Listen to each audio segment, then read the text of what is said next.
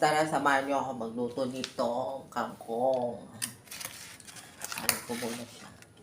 Lalagyan ko.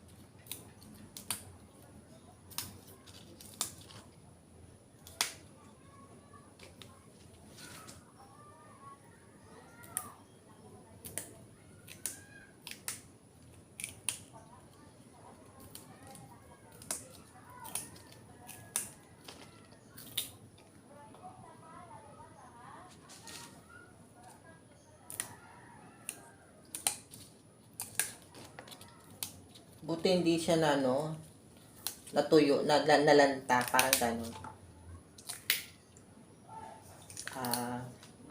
Di ko kasi nilagay sa, sa rep. Wala naman talaga kaming rep. Ang ko dito, ang ipapares ko, manok. Adobong manok. Babawasan ko yung inadobong manok ko. Para isahog ko dito sa kangkong na to. Ang pagluto ko nito ay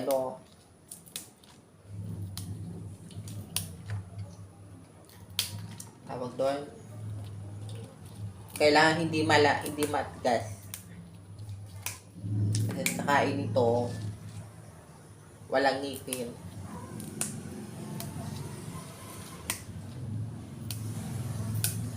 Alam nyo na, di ba?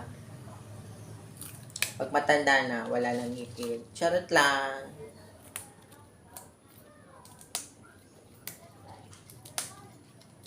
Di pwedeng kunti lang yung lutuin ko. Kasi,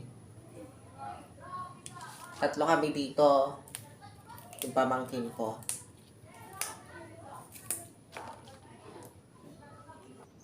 Ayan guys, tapos na tayo. Mamaya mag-ano tayo ngayon. Guys, may papaya pala ako dito. Kinuha ko kagabi. Ay kahapon. Hinog na po siya. Mamaya po, babalatan ko na po siya. Tsaka magagayat na rin po ako ng pansahog. Bawang.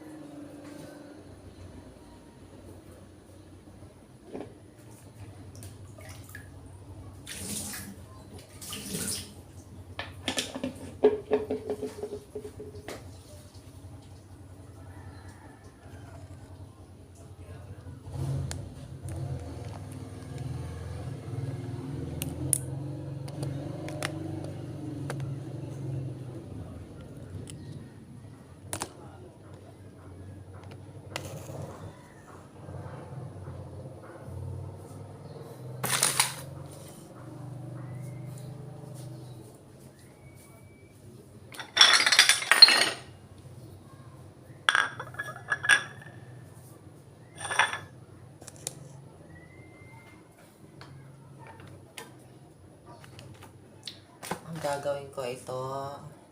Lalagyan ko siya nito, tapos bawang at saka sibuyas. Ayan, handa na po ang ating panghalo. Ayan. Sibuyas, bawang at saka kamatis.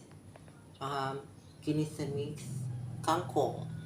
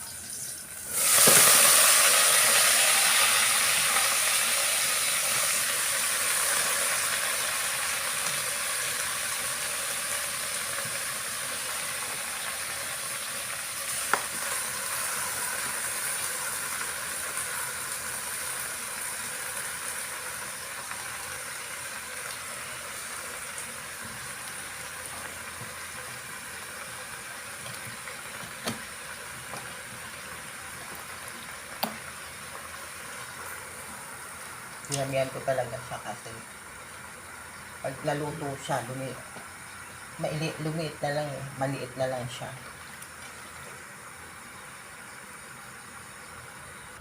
Ito po yung aking sahog sa kangkong. Adobong manok para masarap. At higit po sa lahat, ilalagay ko na po itong aking pangpasarap. Tcharan!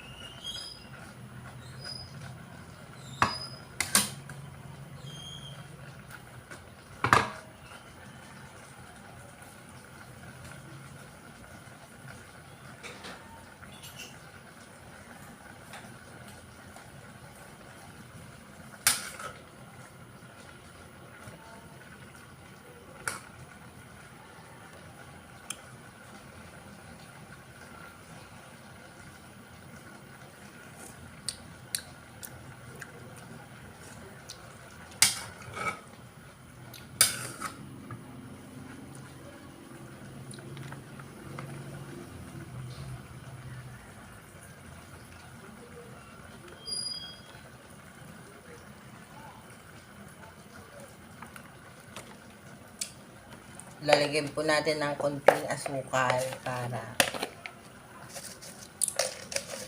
yung yung lasa niya.